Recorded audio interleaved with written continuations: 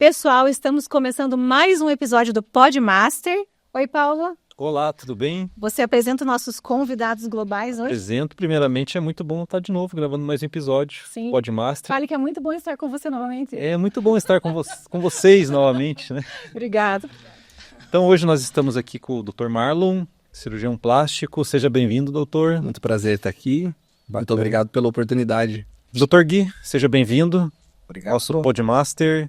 Obrigado pelo convite. Bacana. Então, vamos dar uma risada, bater um papo legal, né? Vamos lá, você começa ou eu começo? Não, quer tirar para o ímpar? A gente sempre briga, hoje nós não vamos brigar, porque hoje é um recomeço. Pode fazer as honras, então. Então vamos lá. Eu quero começar com o Dr. Marlon. Eu já fui, inclusive, consultar com o Dr. Marlon, então achei muito interessante a forma com que você enxerga a beleza feminina, os padrões, né, que hoje em dia a gente enxerga a beleza assim por vários padrões, talvez por rede social, inclusive, né? Acho que a rede social ajuda a criar... uma idealização, né? Isso, esses padrões. E eu achei muito interessante a forma com que você enxerga. Não é bem assim. E você foi me falando, eu falei, cara, que ideia fantástica, que legal essa visão. Eu queria que você falasse um pouco disso, sabe? Sobre os padrões de beleza hoje em dia, como que você enxerga isso dentro da cirurgia plástica. Então, o meu conceito de beleza, ela não é uma beleza puramente física. Quando trata do indivíduo, a minha posição é que esse indivíduo se sente ou não belo. Obviamente que a gente vai usar esse critério para tentar fazer uma decisão, uma conduta cirúrgica. Quer dizer, não vai chegar um paciente para mim e eu começar a procurar algum defeito nesse paciente buscando um padrão, uma padronização da beleza geral para oferecer algum tipo de tratamento. Mas eu parto da queixa do paciente e tento avaliar essa queixa se há uma lógica em relação ao que eu posso oferecer. Então é comum, às vezes, chega uma paciente bem magrinha, que não tem gordura localizada, por exemplo. Eu estou muito gorda, às vezes eu estou acima do peso, eu preciso fazer uma lipo. Então a gente tem que cadenciar esse cuidado. Ou uma moça que tem as mamas bonitas, de um tamanho que ele é condizente, que é harmônico, e eu vim porque eu quero colocar uma prótese, porque minha mama é muito pequena. Então a beleza ela tem que ser avaliada dentro do padrão, quer dizer, aquilo que a gente considera ideal para o paciente, e fora do padrão, como o paciente se sente em relação ao ser, Sim. Né? Em relação ao que ele é. Ou Você seja, eu me sinto bem, eu me sinto Sim. bonita. Eu acho que essa beleza é muito mais válida do que o padrão que a gente busca, né? Você já fez uma cirurgia assim contra a tua vontade? Do tipo, eu não concordo, eu acho que não precisava, mas a paciente quer... Não. Claro que existe sempre um equilíbrio, existe sempre um acordo, né? Mas se tem uma contraindicação, se é algo que eu realmente acredito que não vai melhorar, eu prefiro não fazer. Porque isso dá certo. Esse paciente acaba voltando para você e se conformando que não devia ter feito, quando você bate o pé, né? Sim. Na própria consulta ali já tem, nesse bate-papo, pode, né, chegar a conclusões, talvez, né? Até o doutor pode aconselhar, de repente, né, a paciente. Não é um melhor para você. É o que a gente tenta fazer, é justamente isso, a palavra, um aconselhamento. Dentro daquilo que a pessoa busca, o que ela quer melhorar, qual é a expectativa dela e qual é a realidade tratativa. É que é contraditório se você pensar assim, é um trabalho. Então, se eu convenço o paciente de que ele não precisa, eu não recebo.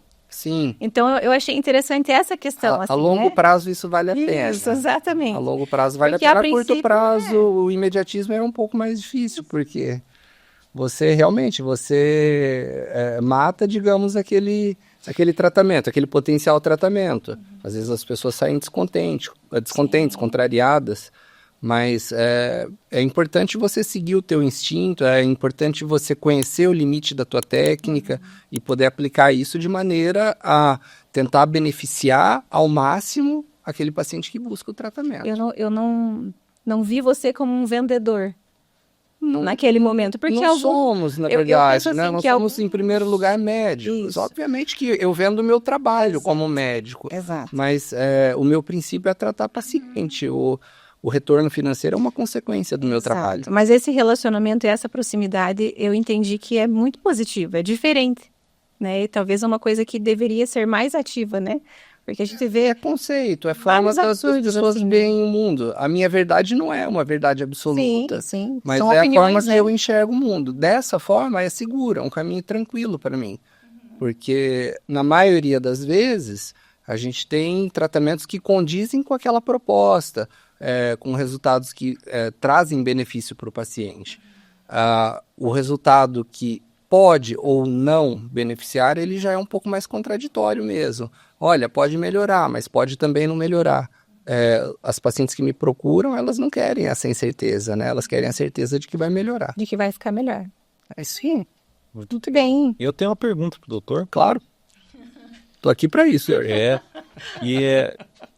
Por que tantas pessoas estão ficando parecidas com depois da cirurgia plástica?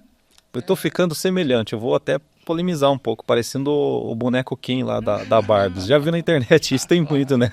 Por que muita gente tá ficando dessa forma, né? Tipo, ganhando formas assim, que você olha, tá tudo meio igual. O que As acontece? pessoas estão tentando fugir do natural, buscando de fato, como a gente tinha comentado aqui, um padrão, né?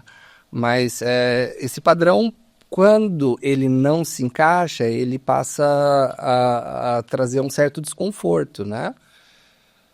Deixa eu tentar explicar um pouquinho melhor. Você vai lá e vê um homem lá que tem um desenho de mandíbula bonito, nossa, eu queria ficar igual essa pessoa. Igual o doutor. Só que o teu biotipo não permite. Agora, existem técnicas para tentar aproximar. Aí você vai e faz aquela técnica, mas ela chegou no limite para você. Não, mas ainda não ficou. Eu quero um pouco mais. E Mas daí é o você desejo vai- da pessoa. Geralmente e o interesse Sim. econômico também, né? É como a Mônica tinha dito. Se eu fizer um tratamento, eu ganho por 1. Se eu fizer 2, eu ganho por 2. É porque eu vejo... Cabe a nós cadenciar. Devo ou não seguir? Será que eu não vou partir para algo que gera desconforto nos outros?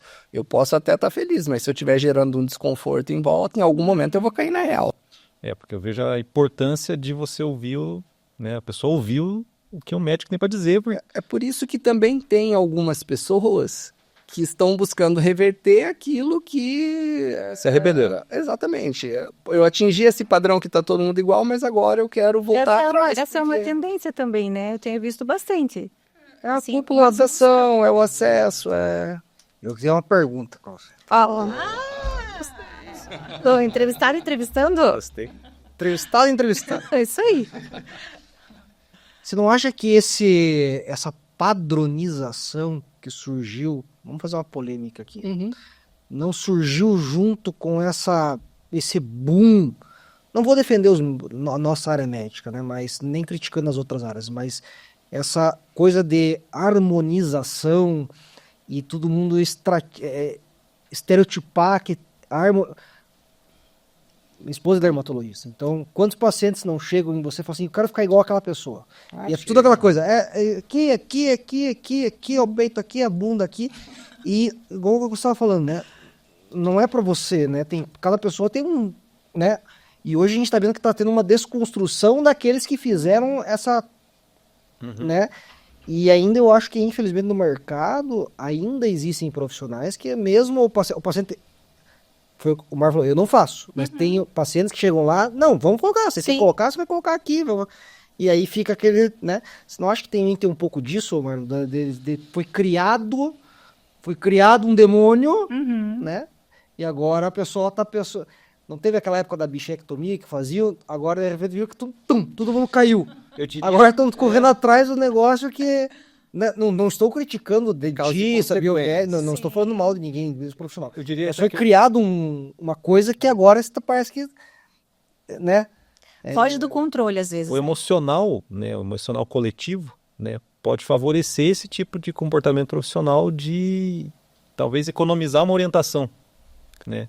Uma direção seria isso. É mais fácil, né? Se chega um paciente para fazer, digamos, não vou dizer um procedimento cirúrgico, talvez, vamos pensar aqui em procedimentos mais voltados para procedimentos estéticos, injetáveis e afins. Você pode ir avaliar o paciente, passar por uma consulta, mas você, como profissional, cai o teu rendimento, porque você performa mais lento. Agora, você pode aceitar que o paciente está comprando um produto e que você vai ali fazer a aplicação desse produto. Então, isso torna o giro mais rápido e você começa a fazer de acordo com certos padrões. Não, a pessoa vem aqui para fazer a aplicação. Tá bom, senta aqui, vamos fazer aqui, aplica e beleza. Pronto. Quer mais alguma coisa? Não, não quer. Próximo paciente. Esses casos absurdos, assim, doutor, que a gente vê de mudanças, assim, absurdas mesmo, que ficam, às vezes, muito feio, grotesco. Você entende que é mais culpa do médico ou da escolha do paciente? Ou uma junção disso? Eu vou só terminar aqui de responder e daí já na sequência te respondo. Então, eu acredito que é uma conjunção de coisas. É o acesso à informação, é uma padronização do belo, é uma busca por um padrão que às vezes não combina com você. São tratamentos que se tornaram mais popularizados, mais acessíveis. É uma oferta diária de um produto que não era ofertado também. Então, a saúde, ela como um todo hoje é ofertada na internet. Uma coisa que não existia no Brasil há anos atrás e nem em nível mundo, mas em nível mundo até tinha, sim, alguma tendência, alguma propaganda, mas no Brasil não. Então é uma conjunção de coisas que leva, às vezes, a um escape do que para a maioria das pessoas é confortável e normal de ver, tá? E desculpa, só repete agora. Volta lá, mentira. Esses casos mais grotescos, assim, que a gente percebe, às vezes, no facial e corporal também. Você entende que é mais culpa do médico, né, do profissional ou de quem fez a escolha? Eu acho que o grotesco, ou ele é um desfecho infeliz, então ambas as pessoas tinham um bom planejamento, uma boa intenção e teve uma evolução inesperada. Isso pode acontecer com qualquer pessoa, né? A gente está falando de saúde, de tecido orgânico e não de madeira esculpida, né? Mas quando ele já é algo, digamos, mais antinatural, mais essas coisas que às vezes a gente vê sem uma técnica definida, a pessoa que foi lá, estudou, eu acho que é uma cumplicidade. Em geral, o profissional sabe que não está preparado e o cliente sabe que está buscando um caminho uma escolha mais alternativo. Muito bem. Posso fazer uma pergunta para o Dr. Gui antes de você? É que eu quero continuar nas redes sociais ali e nas telas. E hoje em dia as crianças, eu tenho 2 crianças em casa e a gente nota que o aumento, né, nas telas, celular, televisão, videogame, aumentou muito. E esses dias eu ouvi uma afirmação assim, que todas as crianças vão utilizar óculos daqui para frente. Todas as crianças vão precisar usar óculos por conta do aumento do consumo das telas. Como que o doutor vê essa questão, essa afirmação? Hoje a tela, falando só da parte da oftalmologia, porque hoje a gente tem que trabalhar com um contexto em geral que é a educação parenteral, né? Porque hoje as crianças estão vendo na tela coisas que, né, tá fugindo um pouco do controle. Mas aqui, falando da parte da oftalmológica, o uso excessivo de telas hoje já está comprovado por estudos que até 2050, 50% da população mundial vai ser usuário de óculos. Serão míopes. Por que isso? O problema não é a tela. O problema é a leitura excessiva. Alguém que pegasse o gibi e ficasse o mesmo tanto de horas que você fica na frente do celular, também teria esse mesmo problema. Dentro do olho a gente tem um músculo, que se chama músculo ciliar, que quando a gente está para longe ele está relaxado e para perto ele está contraído. Por isso que quando a gente faz 40 anos, o braço começa a ficar relaxado, perde força, né? Como qualquer musculatura do nosso corpo, a gente vai atrofiando. E essa atrofia vai perder a visão para perto. A grande questão é que as crianças forçam demais o perto, começa a contrair esse músculo muito, esse músculo começa a ficar, em tese, entre aspas, hipertrofiado, grande. E aí grande, grande, grande, olho grande, grande, grande, e um olho grande é um olho míope, via de regra. A miopia é o aumento do comprimento axial do olho. Então, os pacientes tendem a ficar míopes. Fora que enxergar muito bem é muito bom, o nosso corpo adora enxergar para perto, né? Quanto mais míope, melhor você enxerga para perto. E aí, o pessoal está cada vez mais virando míopes. Então, sim, a gente está tendo um boom de miopia, tanto é que hoje... Não é só em crianças, então. Não, Eu hoje a achava gente que tinha lido bastante, mas eu acho que eu estudei muito pouco. Né? Não é tão boa. Nem virou míope ainda. Tem um contraditório aqui, tá? Eu já estudei bastante, já li bastante. Mas tá entrando ali nas exceções. Mas sim, tanto que hoje, né, você falou de redes sociais aí, se você focar nas redes sociais, você vai falar sobre a cirurgia refrativa hoje, é o que é mais falado oftalmo. Por quê? Porque o pessoal sabe que em 2050, 50% da população mundial vai ser usuário de óculos. E a tendência é que essa cirurgia, que é livrar o paciente da muleta, aumente muito, né? Tanto a refrativa quanto a retrócada cristalina. Para as crianças é horrível, né? Porque vão ficar todo mundo, a maioria de óculos, né? Pois é. Tem esses dias uma diretora de escola que ela perguntou, o que está acontecendo? Tá tudo... Eu falei, viu, mas tá todo mundo no celular, os pais dando o iPad. Daí eu brinquei com ela, chega no colégio, vocês dão uma hora de iPad para as crianças, né? Tem colégio que dá iPad para criança, fica uma hora no iPad lá. Eu falei, viu, vocês mesmos estão alimentando aí. Mas é tão difícil, né? Assim, porque ao mesmo tempo que a gente não pode deixar em excesso, você não pode deixar eles alheios também a tudo que está acontecendo. O celular, o iPad é a chupeta do mundo moderno. Hoje não precisa mais de chupeta. Só mostra uma tela para um nenenzinho, você vai ver se a criancinha pega... Esses dias eu fui no restaurante, tinha um bebezinho chorando, juro pra você. A mãe fez assim, ó, juro pra você. Ela pegou o celular, colocou um desenho, juro pra você, a criança devia ter uns 3, 4 meses. Ela fez assim, ó. A criança parou, chorar, a criança fez assim, ó. Pronto. E parou, não tinha chupeta. Além dos problemas de, né, o vício dopaminérgico, né? É, com certeza. Que né, a gente, dia e noite ouvindo histórias, né, de crianças com problema, né, emocional, neurológico. Muito, né?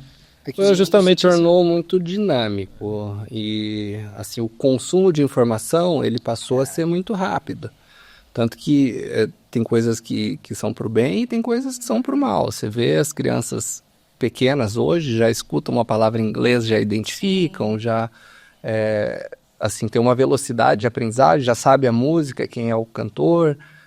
Então tem coisas que favorecem, mas esse excesso de tela é uma epidemia, né? Sim. E eu sempre defendo o esporte na infância, porque o esporte obriga a criança a praticar uma atividade que vai ter, né? Atividades externas. Natural. Exatamente. Para quebrar esse padrão, né? Para diminuir um pouco, né? Eu acho que o tirar é impossível hoje. Não é impossível, né? Mas é que a criança encontre outras opções de prazer. É controlável. A gente, como pais, consegue controlar. Do mesmo jeito que, fazendo uma retrospectiva aqui, nossos pais controlavam o nosso tempo de videogame, nosso tempo de desenho animado na TV. Então, só que, assim, dá trabalho. Você cuidar de uma criança, tá ali presente, brincar junto... fazer a conversa deles geralmente é nisso, né? Agora, quando você pega e oferece, acabou o trabalho. Você Mas eu está digo assim, substituído. a conversa das crianças, eu tenho um adolescente em casa. Eles conversam sobre isso, sobre jogos, sobre coisas da internet. Então, se você tira do teu filho isso... Se você bloquear, você excluiu ele do meio. Exato, da rodinha, sabe? Eu fico pensando muito nisso. É uma linha que a gente tem que tomar muito cuidado, né? O que eu vejo, né? O mundo hoje está modernizado, né? E hoje a maioria das pessoas, a maioria das famílias, hoje sempre foi, mas eu acho que me aparenta que aumentou isso, né? A preocupação financeira, a incerteza que o nosso mundo vive. Então hoje a gente sempre está atarefado, né? Então vejam, nós trabalhamos o dia inteiro e ainda estamos aqui às 8 da noite, conversando e vamos até mais tarde. Ou seja, nós estamos trabalhando. E nós temos os nossos filhos. E às vezes, uma forma de não me... Deixa eu dar a tela para essa criança, né? Muitas vezes. Só que o que eu falo para... A vida passa muito rápido, né? O teu filho, você vai ter 4 anos, com eles, daqui a pouco eles já estão criança, já estão com os amiguinhos, e de repente você já não tem mais o teu filho. Sim. Ele já foi embora. né? Sim. Então, às vezes, você tem que pensar, parar e refletir um pouco, tomar esse choque de consciência e falar assim, também desacelerar um pouco e falar assim, eu preciso dar uma atenção pro meu filho, por causa que a gente não percebe isso. Mas se a gente não se desacelerar... Tô quase levantando aquilo pra casa. Eu vou lá dos meus filhos. Se a gente não desacelerar esse mundo, a gente vai começar a dar até mais para as crianças. Mas até eu vejo até que adolescência, assim, até esses dias, não sei para quem que eu fui falar, que eu falei, eu tenho um adolescente e um outro bem normal. Ela falou, nossa. Eu falei, não, mas é porque o adolescente muda muito. Parece que ele era uma criança até ontem e hoje é completamente diferente, é cheio de opinião, é mal-humorado, é muito diferente, né? Então até com isso é difícil de lidar. E nós somos todos pais aqui. Porque os primeiros 4, 5 anos a gente quer o amor da criança. Depois ele vai ter outro amor dele e você já não vai... Ai, vamos falar outra coisa. Aproveitar, que não se repete. Cada momento que você tem com o filho, né, ele não... Mas não se repete.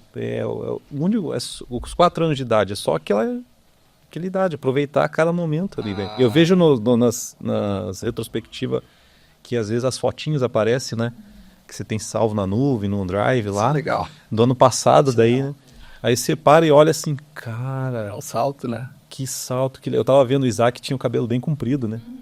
Aí ele cortou, né? Na adolescência e tal, mudança. Daí eu tava olhando hoje, apareceu pra mim ainda as fotinhos dele lá. A gente jogando bola no quintal. Parece que o rosto sempre vai afinando. Mas eu vi com alegria, assim, como a gente aproveitou aquele dia. Que legal que foi, né? A gente jogou bola junto e tal. É muito bacana. Isso é o que minha esposa fala de tempo útil. Às vezes você não tem muito tempo, mas o tempo que você dedica é um tempo útil ali. Se você tiver... exclusivo, dedicado. Exatamente. De atenção. É. Agora, para quem não sabe, né, eu não estou usando óculos, né, por causa desse cara aqui. E eu entrei no consultório, eu lembro que eu entrei no consultório do Dr. Gui aquele dia, né, nem lembro, eu sou péssimo para data, né, mas a cirurgia foi em maio, né, e eu entrei com medo. E eu não entrei para fazer a cirurgia, entrei de curioso, né? Fui lá com a Dani e tal, vamos ver como é que é. Mas teve uma levando ele lá. Teve uma que levou ele amarrado lá. Ah, sim, foi meio na marra, né? E aí, conversando no consultório, decidimos fazer a cirurgia, né? Essa questão do medo, doutor, como é que funciona, né? O pessoal, primeira coisa, né, que tem o medo, puxa, mas mexer no olho é um negócio tão delicado, até para... Entrou um cisco ali, já começa a doer e até tal. o Orkut nessa época. Tinha uma comunidade, você viu? Tô ficando velhinho. Qual que era a comunidade que você participava? Já pensou se pega no olho? Eu levo no Orkut. Nossa, época do Orkut, mano. Não é isso? Já pensou se pega no olho? Agora eu lembrei da colheita feliz, agora a gente vai com outro assunto. Já pensou dar um ponto no olho? Que loucura. É uma coisa que a gente tem que lidar, né? A gente...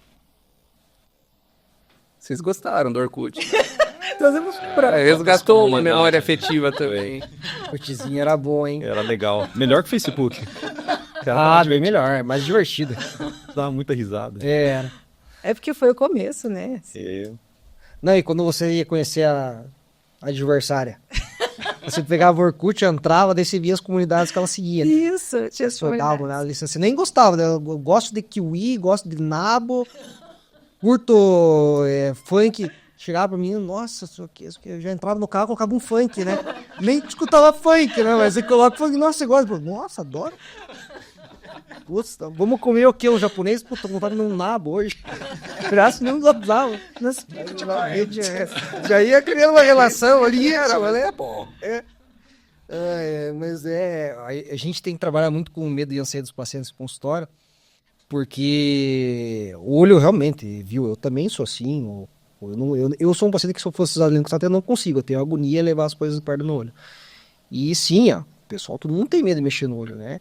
É o que eu falo para os pacientes, a minha parte que eu mexo, que é córnea e cristalino, é a parte da recuperação visual, né? Você voltar esse paciente a enxergar, tirar o óculos dele, né?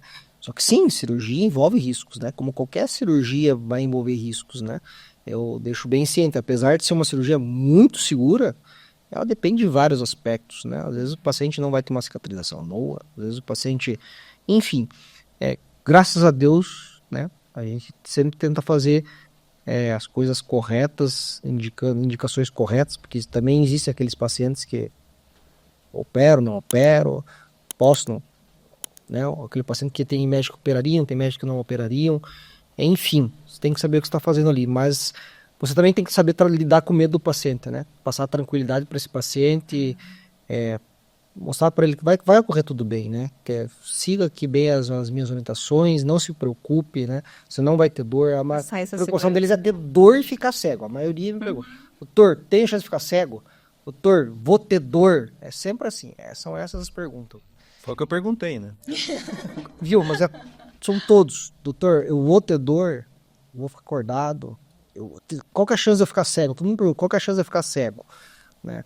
Então, a cirurgia é muito tranquila, né? A gente minimiza todos esses riscos, né? Hoje, pelos estudos, um grande cirurgião, ele tem 4% de chance de acontecer algum pepino na cirurgia dele. 4%. É baixo. Então, é baixo. Mas ainda, eu, no meu ver, é alto. Hoje eu sei quanto que é o meu índice de complicações. Hoje eu giro em torno de 1.2, 1.4. Desde que eu estou em Ponta Grossa. É baixo, mas eu tenho. Todo mundo tem. Sim. Mas os riscos no olho são todos riscos que, se você previu, se você estudou caso do paciente, você está ciente, você consegue contornar tudo isso, né? Então, a diferença entre intercorrência e complicação. Perfeito. Às vezes você previne uma complicação tratando a intercorrência. Isso aí. Então, isso é bem comum. Você acompanhar um paciente mais de perto traz esse benefício. Porque, puxa, tá diferente, vem aqui, vamos investigar, vamos ver amanhã. Quer dizer, é o que o intensivista chama de beira de leito. Uhum. Às vezes você tem que parar ali e ficar observando o padrão. Eu queria fazer uma pergunta para os dois, na verdade, assim. Vocês já precisaram ser psicólogos, assim, nas consultas? Assim, teve alguma consulta que você percebeu que não era à vista o problema, ou não era, mas era um desabafo? Eu falo que eu sou um pouco psicólogo, cara. Os psicólogos vão brigar comigo, né? Não entrando no mérito da técnica, sim, mas no conversa, sentido de acolher, de escutar. Isso. Sim, todo dia. Com certeza. Eu sou psicólogo todo dia. Tem paciente que Eu diria que você é um bom comunicador. Porque você tem que ser psicólogo. você conseguiu traduzir do lado técnico para mim, né, por exemplo. Que é uma pessoa difícil, né, Paulo? Que eu sou uma pessoa difícil, exigente, demoro de tomar decisão e tal. Traduzir o técnico de uma forma convincente para mim. Então, traduzir na minha linguagem o que... Não, a cirurgia vai ser assim e tal, 40 segundos no máximo, 10 segundos no outro olho ali, tá aqui os exames e tal. Então, assim, além de psicólogo, né, a capacidade de você falar a linguagem do ciente, traduzir disso para uma linguagem mais popular. Exatamente, traduzir de uma forma que simplifique para o paciente compreender, né, o que são os riscos, né, que ele está correndo e o que vai dar certo, o que pode... É o que você me perguntou aqui entre linhas, aqui antes da gente começar, né? Falou assim, posso perguntar sobre o negócio da tua mentoria? Eu falei, pode. É umas coisas que eu passo para os médicos, né? Que eu mentoro. Cada paciente tem um jeito de ser. Nenhum paciente é igual. Existem os negativistas, os que são positivos, os que já acham que são médicos, que entram lá já com o diagnóstico já feito. Você já perdeu a cancha com o paciente? Eu nunca perdi a cancha. Nunca? Você tem que saber trabalhar com cada tipo de paciente. Você tem que ter uma lei moleixo. Você tem que saber se tem médico que é travado. Não sabe sair daquela situação e é rígido e ali ele fica... Nem aqueles bem chatos, assim, que quer dizer como que você tem que fazer o teu trabalho? É muito difícil alguém me tirar da linha. Não Sério? me tira. Que massa. Porque uma das coisas que eu sempre trabalho ali dentro do consultório se chama a reciprocidade.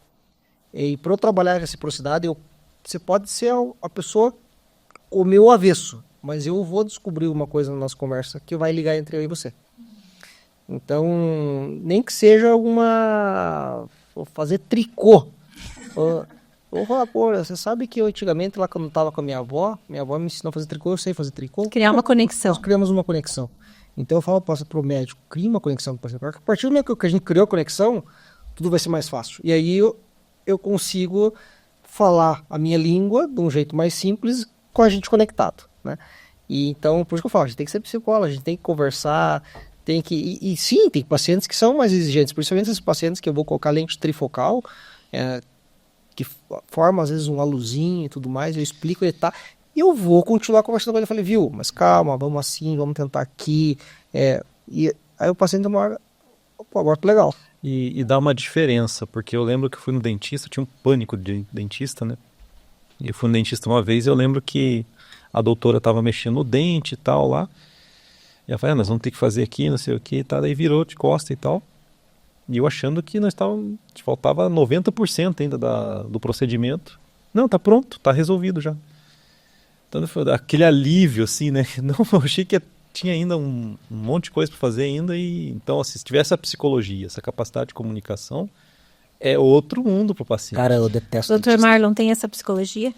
Então, bem-vindo. Bem-vindo ao time.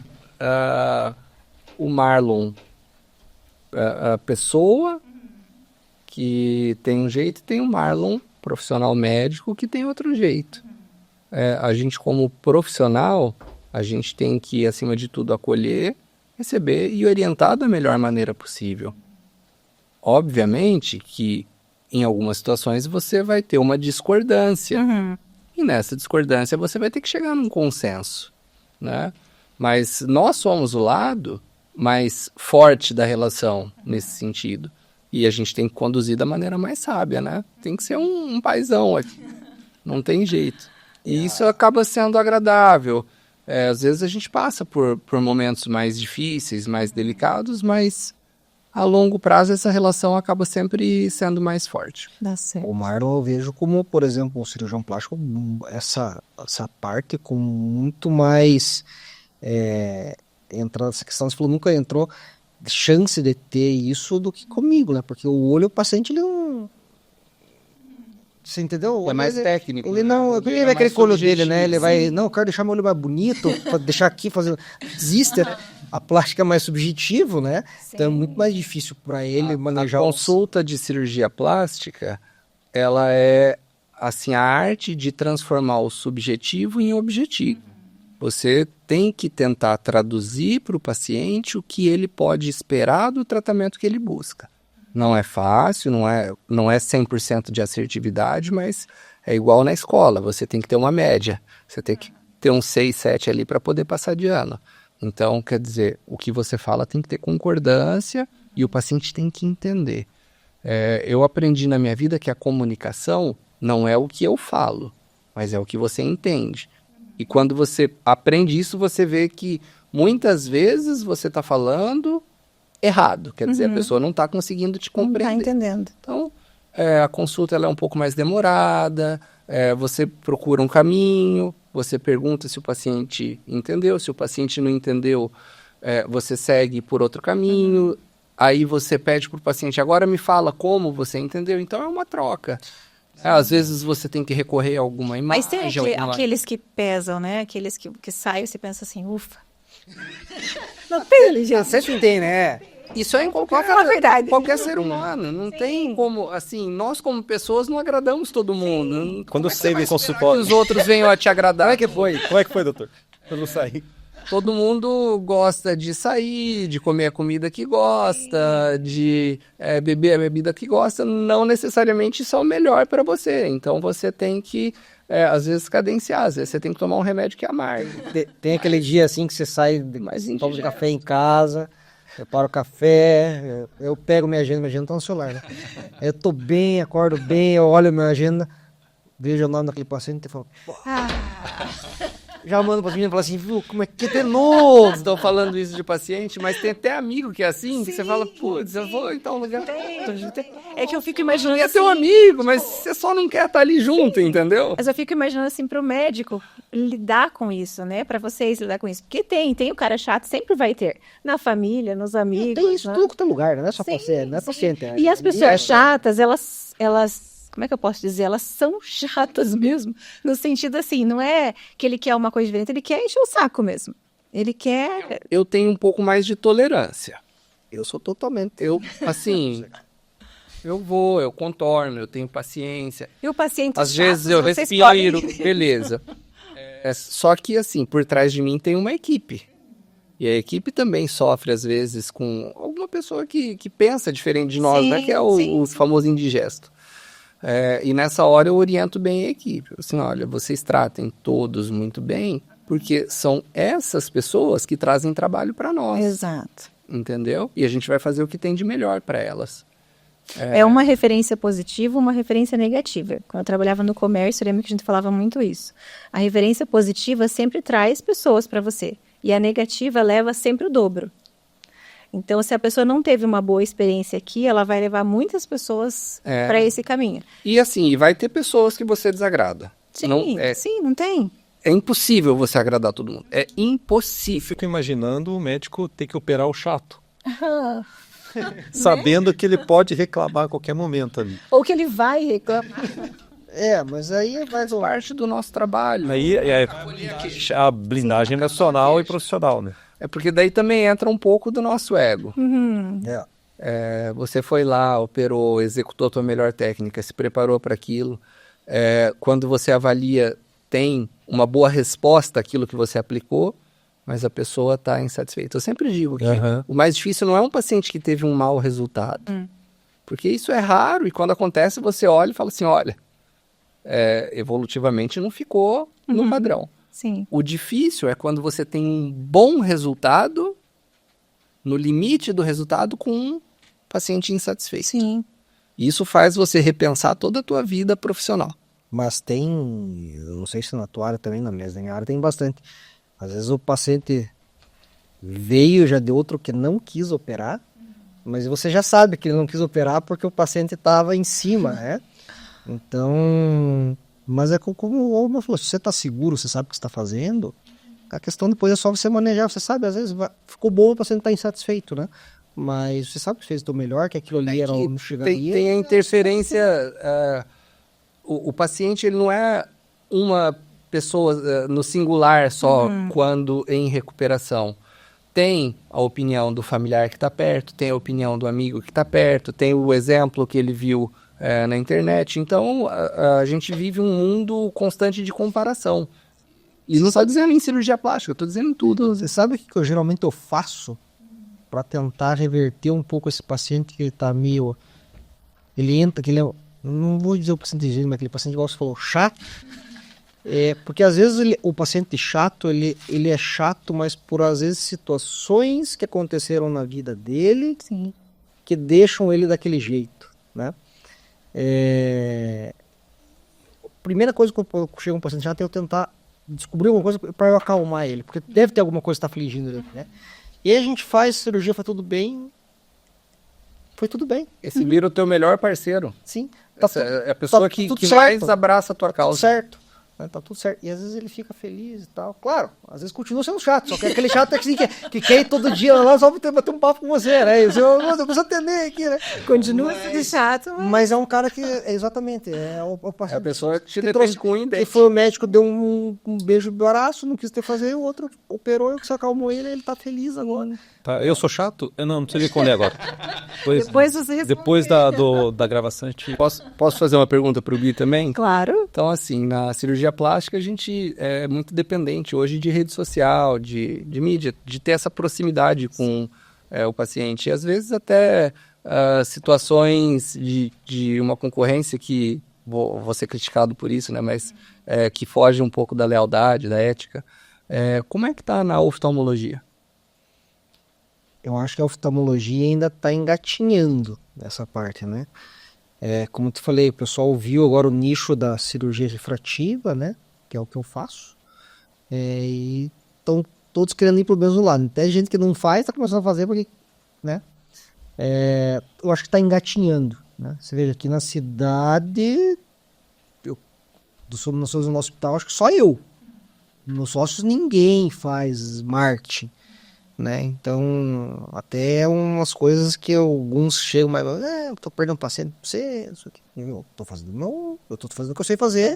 Eu não entrei numa isso, é trabalho do trabalho. Né? Exato. Mas a oftalmo eu acho que ainda está engatinhando, né? E está engatinhando, eu acho que ainda também um pouco porque eu vejo que, por exemplo, a pessoa que trabalha com estética, seja ele, por exemplo, otorrino, que faz rinoplastia, cirurgião plástico. Eu sigo vários otorrinos, cirurgiões plásticos, tenho vários amigos, cada um na sua área. Eles têm um poder de crescimento nas redes sociais hoje muito maior que nós oftalmologistas, porque a estética envolve, né? Ela é envolvente, ela tem um engajamento. As pessoas buscam, né, mais. O olho... né? Você está entendendo, Nória? Entendeu? E aí eu acho que o olho, como eu te falei, daqui uns 5, 10 anos a gente vai colher frutos, porque vai ter cada vez mais os dependentes do óculos, e aí vai começar a procura para a liberdade. Eu acho que interessante esse está aumentando.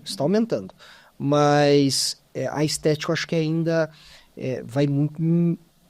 A estética na rede social hoje eu acho que é o grande... Então a gente... Nossa, está travado. Vou te contar o que vai acontecer. Olá. Uau, grava isso. É assim, quem é pioneiro e tudo, e hoje quem está sendo pioneiro já está indo por um caminho ético, porque houve mudanças, né? Para quem não sabe, o CRM, o CFM tinha uma série de restrições éticas à divulgação, a uso de nomes comerciais, a exposição de imagem. Então, hoje existe já uma abertura maior por parte de CFM para que você possa, de fato, trabalhar redes sociais. A cirurgia plástica foi um pouco mais pioneira. Teve as pessoas que desbravaram, até que, de certa forma, movimentaram o CFM para que houvesse essa abertura, mas que fizeram isso, praticaram isso de uma maneira não ética, segundo os preceitos do CFM à época, né? Então, só para a gente ter o cuidado aqui. Algumas pessoas que foram pioneiras se destacaram e viraram referências, né? Nas redes sociais e, por conseguinte, também como profissionais. E para quem está desbravando hoje em outras áreas, vai sair na frente, mas chega num ponto que entra no status quo. Que o crescimento, ele também não é assim tão exponencial, tão rápido. Cresce um pouco, diminui um pouco, a não ser que, eventualmente, tenha essa vocação, essa capacidade de uma criação de conteúdo criativo que engaja mais, né? Mas isso acaba chegando num status de que esse é o normal, deixa eu procurar, olha, eu tive uma boa referência, olhei aqui, tá ok, e assim que acredito que vai funcionar. Então vai ter um crescimento, vai ter uma estabilidade quando muita gente começar a entrar. Mas é importante essa entrada.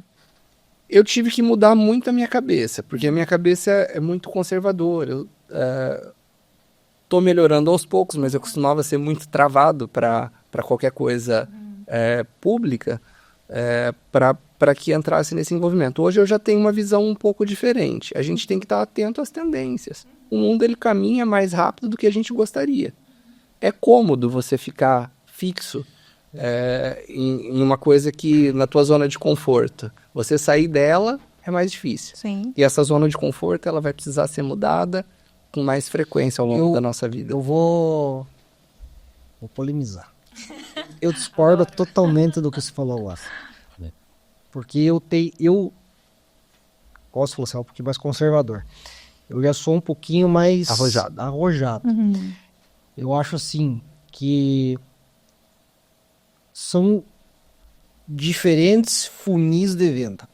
Eu acho que primeiro assim, eu conversei esses dias com meu pai é pediatra. E meu pai tava reclamando, o volume caiu, não sei o que, eu vendo os outros pediatras que estavam na rede social, já 6 meses. E eu passei umas ideias pro meu pai, mas veja bem, porque olha aqui... É que daí ele vai sair da zona de conforto. Então você tá concordando um pouquinho comigo. Um pouquinho. Então assim, o que eu penso? Existem funis de venda. Hoje, muitas vezes, o médico ele tem que entender, pelo menos esse é meu modo de ver, se você não há mal você ganhar dinheiro fazendo a coisa ética. Se você é um bom profissional. Porque o médico... Eu escolhi medicina por quê? Porque eu gosto de medicina.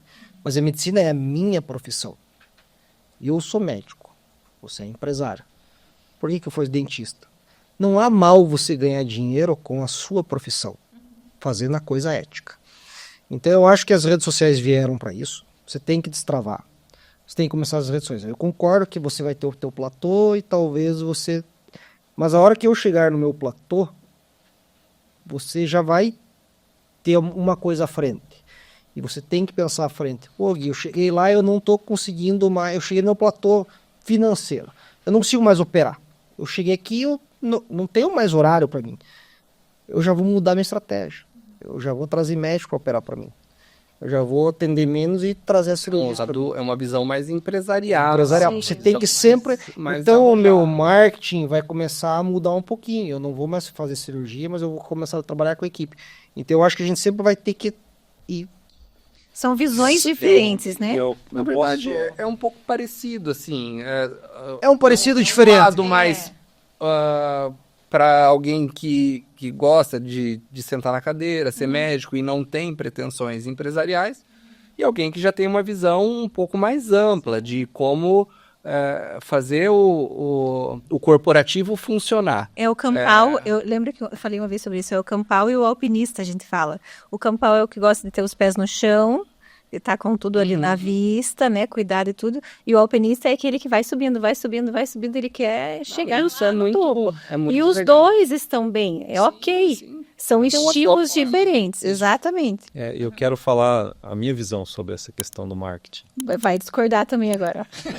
E vou discordar, desculpa, Discorda dos dois, então. Mas antes, a gente estava falando de tecnologia, eu quero falar do nosso parceiro.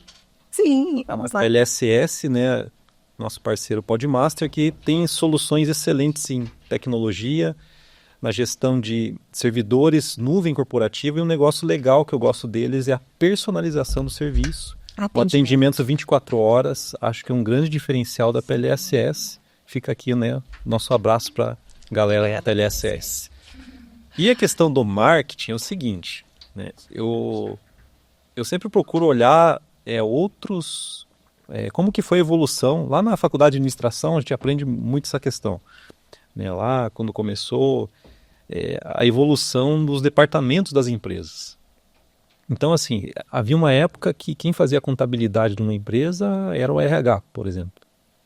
Havia uma época que nem RH tinha, a administração fazia tudo. O marketing hoje, ele caminha, já está num caminho muito parecido.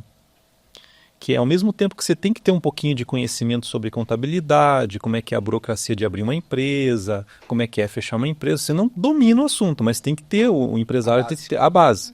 O marketing, ou marketing digital, vamos falar assim, que eu acho que é o segmento que a gente está falando, é a mesma coisa. Já chegamos numa época que todo empreendedor ele precisa ter uma base de marketing digital. Olha o que eu falei, platô. Todo mundo vai caminhar mais ou menos ali. Dificilmente alguém vai se diferenciar muito, a não ser que tenha essa vocação. Agora, nesse platô, né, ele é estável no conhecimento básico, mas ele vai depender de cada um de fazer o seu trampolim. Sim. Que eu tô falando da base ali. Porque daí, por exemplo, que eu falava do RH, por exemplo, enfim, todo mundo tem que conhecer um pouquinho da gestão de pessoas e tal. O marketing digital se tornou isso hoje.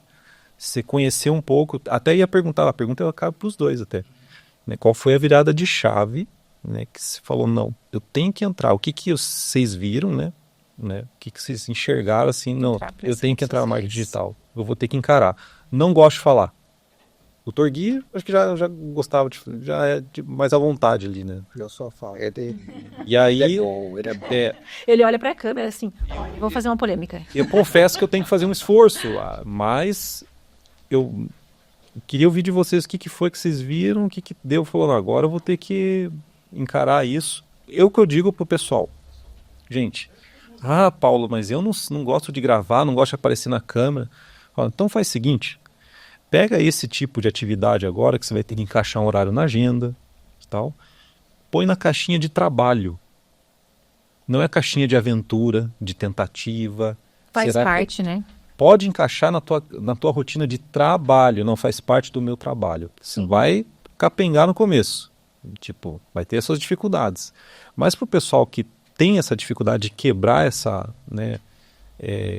padrão de comportamento que é um medo de aparecer ou não sei falar, Ser criticado, uma vez Ser que você criticado. dá uma opinião, você tá Exatamente, sujeito à ou crítica, até mesmo discordância. construir uma rotina em cima disso, que eu até acho que é mais difícil. Pô, ter que gravar, até perguntei pro doutor aqui esses tempos, né, como é que faz aí a agenda aí pra você encaixar as gravações. Tem na né? tua agenda isso. Então, Mas eu vejo que marketing é muito posicionamento, assim. Hoje é muito assim, a gente vai procurar, nós conversamos aqui anteriormente já, a gente vai procurar, a gente vai onde? Vai nas redes sociais, né? Antigamente era na lista telefônica, e hoje é rede social. A Você vai rede social procurar... te oferece o contraditório. Quando Isso. você acessa, vamos lá, você quer comprar um eletrônico, e daí você vai ali na rede social, você faz uma busca, você vai ver se existe alguma crítica Exato. em relação àquilo. Porque é uma forma de você ir para um caminho mais seguro. Sim. De certa forma, a rede social foi para mim uma obrigação. A virada de chave foi que eu chegava em casa, minha esposa sentava comigo e dizia, tem que fazer. Viu? É sempre bom.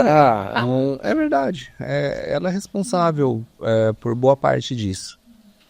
E, assim, a partir do momento que eu aceitei fazer, eu vi que para mim o que doía mais era ver o que eu tinha feito. Então eu comecei a fazer e não ver. E não vê. E isso vai ganhando uma certa naturalidade. Você não olha. Posta e não olha, literalmente. Ou você faz a gravação, terceiriza para alguém, porque às vezes o que é ruim para eu me ver, para os outros soa com naturalidade. Sim. Então, vamos lá. e o julgamento na rede social, eu sempre falo, pessoal, hoje o tipo de julgamento que as pessoas fazem é diferente. Primeiro que é para ela parar para ver um conteúdo já é difícil. Você não está concorrendo mais só com o pessoal do teu segmento.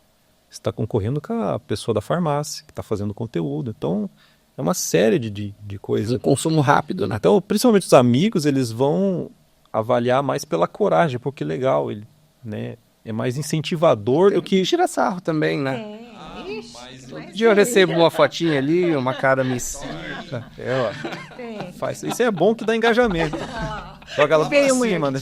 Joga lá pra cima. Ó, pessoal. É engraçado, porque tem hora que, né, bem no começo dói um pouco, né? Sim, incomoda. Depois você começa a lidar com mais naturalidade, né? Bom, você fez a pergunta que eu não mudou a chave, né? Pois daqui dá pra gente sentar aqui e ficar 2 horas no uísque aqui, me dar um uísque aqui, na tô conversando aqui. Próximo a gente tem que conversar isso. Eu acho que é vinho, a gente tá falando vinho. Pode é que o uísque acelera um pouquinho mais rápido. Pensamento um pouquinho mais acelerado. Mas a minha mudança de chave mudou. Eu fiz alguns cursos, na verdade, né? Eu fiz curso de oratória, o começo estava ruim, sim. Eu fiz curso com uma das moças que ela é responsável do Netflix do Mercado Pago, que se chama Clarissa Milford. Ela só trabalha com Instagram e TikTok. Eu fiz algumas mentorias, né? Enfim.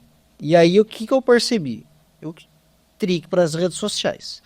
Eu estava travado no meu consultório. Eu cheguei no platô. Eu falei, o que eu faço aqui? Tô tendo um monte de plano de saúde e tô na mesma aqui, né? E eu acho que a gente que é médico, eu sempre digo para os meus mentorados, falei, cara, a gente tem que buscar qualidade de vida. Eu priorizo a família. Minha prioridade é a família. O duro é que às vezes você tá levando a sobrecarga de um trabalho que você tá infeliz para dentro da tua casa no final do dia, porque você não atingiu o que você queria atingir. Você não tá feliz financeiramente, você não pode dar o que você... Então, eu precisava mudar minha chave. Comecei a fazer os cursos e eu fui para a rede social. Eu vi que a rede social era um ponto. E aí eu comecei a gravar os vídeos. E aí eu trabalhava, falei, mas o que eu sei fazer bem? Eu sei fazer cirurgia refrativa e catarata, e córnea, corcelato-córnea. Então eu vou trabalhar em cima disso. E eu comecei a fazer vídeos e vi o que dava maior engajamento, Paulo. E aí, em cima do maior engajamento, eu criei meu funil de venda, que é a cirurgia refrativa. Hoje eu conto histórias dos meus pacientes, autorizados pelos meus pacientes. Posso postar? Pode, eu vou lá. E aí eu comecei a perceber que era isso. Isso mudou minha chave. Minha vida mudou, eu cortei todos os planos de saúde, tendo um plano de saúde só, que é a Unimed. Tirei todos os outros planos de saúde, meu particular aumentou. Eu atendo menos pacientes, ganho mais. Os meus pacientes me indicam mais. Eu me tornei referência em cirurgia laser. Comecei a mudar meu Google, o meu Meta Ads, comecei a trabalhar em cima disso, né? E aí foi isso que eu comecei. O Instagram, eu descobri o meu funil de venda. É igual, por exemplo, se você cirurgião plástico. Pô, se você postar a foto de um dia, um nariz, uma orelha, um peito, os caras vão, mas ele faz o quê? Eu quero um que só faça, porque hoje tem isso, né? Não, eu vou num cara que só sabe faz um peito bem feito, uns seios bem feitos. Eu tenho um amigo meu lá de Paus lá que ele só faz abdômen. Se especializou nisso. Ele falou, cara, não tem mais agenda. Eu não vou conseguir fazer seio porque eu só faço abdômen. Ficou lotado, porque foi o subnicho dele, né? Então, a partir do momento que eu descobri meu subnicho, aí eu trabalho em cima do meu subnicho, né? Mas a minha mudança de chave foi quando eu descobri meu subnicho nas redes sociais. Realmente foi o que me destrava. Foi meu sair daqui, tô agora só, né? Foi descobrir meu Mas a gente percebe, assim, nitidamente, vou falar de vocês dois agora, algumas diferenças justamente eu diria, do conservador e do arrojada. A palavra que o Dr. Marlon usou. E eu entendo que está tudo bem, porque são diferenças que fazem o mercado funcionar, né? E cada um tem uma linha, e eu penso que as duas são ok, né? A conversa está muito boa, mas a gente precisa terminar. Mas eu queria que vocês dissessem por que oftalmologia? Por que essa escolha? Sabe que no começo nem eu sabia que eu ando essas cores aí, cara. Eu tava perdido na faculdade. Eu falei, não vou ser nada. Você veio deduzir da minha vida, eu não gostava de nada, cara. Tava no Orkut lá, pensando como é que você ia Ele alimentar. voltou no Orkut. Dr. Como você ia alimentar a pretendente. Como é, cara? Exatamente. Eu ia comer nada hoje, que Pois eu tava perdido na faculdade. Eu tava na faculdade... Seu pai é pediatra. Meu pai é pediatra. Então, tua referência... Era pediatria. Né? Então, vou ser bem honesto pra vocês aqui, bem franco aqui, né? Porque muito médico mente, viu, pra vocês? Não minto, eu falo a verdade. Eu não conseguia ficar de pé, porque eu falei, não vou ficar em pé esperando 5, 6 horas, porque minha coluna já doía, né? Eu jogava handebol e eu tinha problema na coluna. E ainda eu faço fisioterapia, então eu não posso ficar de pé. Eu tinha pavor de acordar cedo pra ver paciente no hospital. Falei, meu Deus do céu, se eu não passar visita, não serve pra mim. Então eu não gostava de operar de pé, não queria passar visita. Eu falei, putz, tive um convite para ir lá na clínica de imagens, comprar os radiologistas aqui. Fui lá, eu falei, fiquei sentadinha, já gostei, né? Sentadinha e tal. Eu falei, viu, mas o meu negócio eu gosto de prosear. Não vou prosear com ninguém aqui, né? Isso quando? Na faculdade. Ele já tava na metade da faculdade ali. 3º, 4º ano. Eu perdido. Não, vou fazer endoscopia. Fui com o Rafael Acras lá, cara, gente boa pra caramba. Falei, já gostei desse troço aqui, né, cara? Fui lá, consulta, vou fazer endoscopia, paciente. Tchau. Daí eu falei, mano, tem que internar às vezes, tem que fazer. Eu falei, internar não gosto. Daí eu falei, tá, perdido. No meu último período da faculdade, eu passei pelo oftalmo. Aí eu gostei, falei, se o cara opera sentado, 5, 7 minutinhos tá operado. É rápido. A consulta não é 1 hora igual do cirurgião plástico, né? Uma consulta hoje, o nosso conselho fala que é 10 minutos, uma consulta de um bom tempo do oftalmo, 10 minutos. Eu ajudo a cada 15, 20 minutos hoje minha consulta. Os pacientes ficam felizes pra caramba, né? Sai tudo feliz. Se você não fizer retina, né? Se fizer retina, os retinólogos me permitam, porque a retina é complicado. Mas, então, o paciente geralmente não existe internamento, né? Então, cirurgias ambulatoriais. Amei. Foi amor à primeira vista. Falei pro pai, pai, em um mês eu decidi. Quero ser oftalmologista. Os últimos 6 meses da faculdade. Que legal. Aí fiz o meu externato, né? Que é opcional, todo em oftalmologia. Aí fiz a residência, passei já logo de cara, terminei, fiz tudo, fiz mestrando lá e bababá. E aí, enfim, me abracei com o oftalmo e ali fui nos acréscimos. Obrigada pela sinceridade, Dr. Gui. E você, Dr. Marlon, quando que veio a cirurgia plástica, assim? Eu vivi já um pouquinho mais direcionado para a cirurgia desde o início da faculdade. Sentia que eu gostava. E ao longo da faculdade experimentei outras especialidades para tentar entender. Que foi assim uma... Meu irmão acabou sendo parte da referência, porque na época, quando eu me formei, ele já estava fazendo a residência de cirurgia plástica, mas independente disso, a escolha não foi tão baseada nele. A escolha foi baseada no meu jeito de ser. Durante 4 anos, então, sendo mais tendencioso à cirurgia, fiz diversos tipos de estágio em cirurgia. Acompanhei durante 4 anos no hospital de Florianópolis, eu fiz faculdade lá, que é o Hospital Joana de Guzmão, um hospital infantil, tendenciando para a cirurgia pediátrica, mas eu via que o meu envolvimento com os pacientes me fazia, eventualmente, mesmo fazendo bem, ficar mal. Porque quando você trata de criança ou quando você trata de doenças sérias, eventualmente você Sim. vê o sofrimento da pessoa, eventualmente você não tem um sucesso em algo que é mais grave. E eu comecei a entender que eu poderia fazer o bem de outra maneira. E que não necessariamente o que é externo é fútil. Porque às vezes a gente compara a cirurgia plástica a uma certa futilidade, né? Tem sempre um viés. Mas é uma transformação de vida, né? Exatamente. Quando eu entendi que você tratar um estigma de uma pessoa, uma coisa que a faz acordar e pensar, dormir e pensar, não usar determinado tipo de roupa, não tirar determinado tipo de foto, e você pode tirar isso dela e você faz esse bem para ela, é totalmente terapêutico. Então a cirurgia plástica me ganhou nisso, a oportunidade de lidar na maior parte de vezes com pacientes saudáveis, com felicidade, ter oportunidade de conversar. Eu também sou bom aqui na prosa. Então, sentar com o paciente, passar tempo, entender, saber como é a vida, ter um networking dessa parte, daí me ganhou. Daí não teve mais volta. Que legal, hoje é pacote completo, né? Hoje tá. A pessoa que quer ficar mais bonita e a pessoa que quer enxergar mais bonita. Viu, você viu? O cara é um poeta também. É um poeta mesmo. Você percebeu? Sou um capitão moleque. Eu aprendi umas 4 palavras novas aqui para um capitão. Sim, ela gosta de ler, né? Provavelmente gosta de ler, né? Depois vocês me falam que eu busquei no Google aqui, só para eu deixar anotado que Tá bom, pode tiveram um deixar. impacto. Mas eu queria falar também de mais um parceiro nosso, né? Falando em cirurgias plásticas também, precisa das cintas pós-operatórias, né? E a Master Pharma tem todo esse equipamento, né, Paulo? Bem completo. Tem vários produtos lá pós-cirúrgico. Vizinha do Dr. Gui, inclusive. Gente é boa, vou lá quando for fazer a vasectomia comprar o suspensório que a gente tem que levantar, né? E não pode ficar balançando, né? Eu vou lá, daí na hora dele me negócio. Ela já reserva antes lá. E ela tem aluguel também, né? De cadeira de rodas, de alguns equipamentos. Traz suspensório lá. É que 3 filhos fechou a fábrica, então. 3 filhos, tem que fechar a fábrica, né? Se bem que a minha pequenininha, a gente quer o quarto, né? Porque não veio menina, né? Tá com o beiço aqui, ó. Ah, eu vi a revelação ali, que ela é... O Henrico queria menina, ela queria menina. Mas eu não fui tão pecador.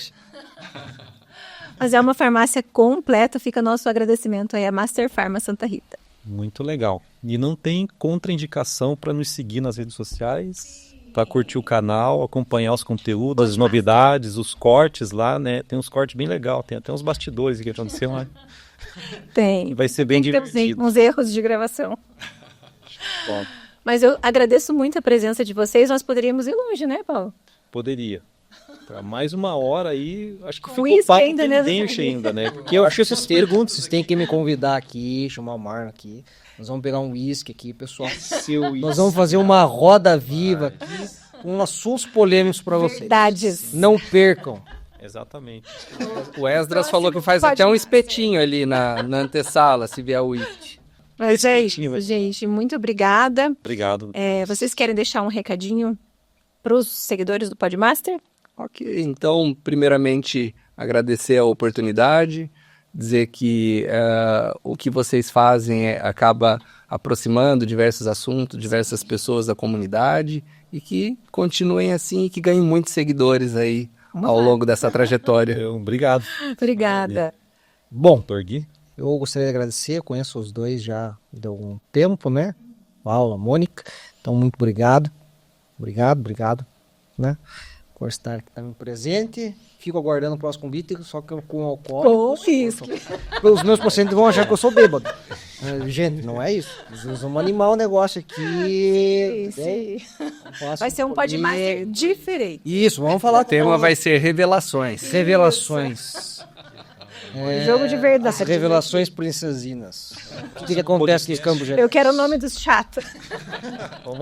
Olha só. Muito obrigado de coração mesmo. Desculpa com a brincadeira aí. Imagina. Capaz. Maior prazer estar aqui com vocês. Obrigada. Tá bom, próximo podcast estão abastecidos, né? Ainda vão vir abastecidos. Obrigada, gente. Fica nosso agradecimento também, né, Paulo? Muito obrigado. Isso aí. Até o próximo episódio, então, do Podmaster. Pode, Master.